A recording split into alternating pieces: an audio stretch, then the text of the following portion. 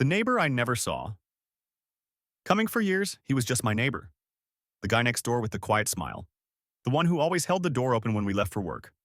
We'd nod, say a polite hello, then go back to our own lives. He dated. I dated. Sometimes I heard laughter from his place. Sometimes he saw me come home teary-eyed after another breakup. We lived side by side, but in two different worlds. Then one afternoon, everything changed. Because of a package. A delivery mix-up. Simple as that. I opened the box thinking it was my skincare order, only to find a model airplane kit inside.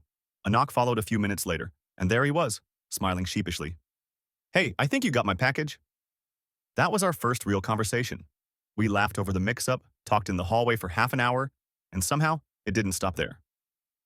Before he left, we swapped numbers in case more deliveries went astray. The next day, he texted. Then he asked if I liked movies. That's how it began.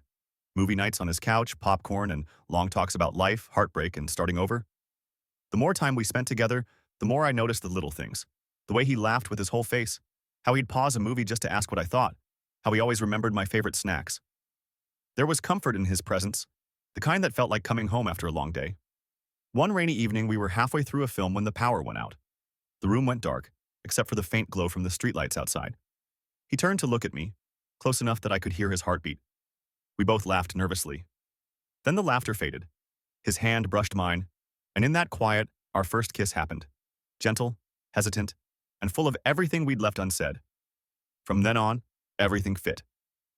Morning coffee on his balcony turned into shared breakfasts. Late-night talks turned into slow dances in the living room.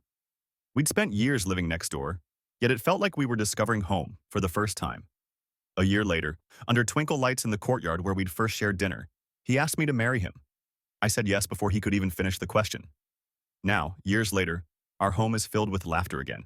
Only this time, it's our children racing around, playing with toy airplanes that remind me how it all began.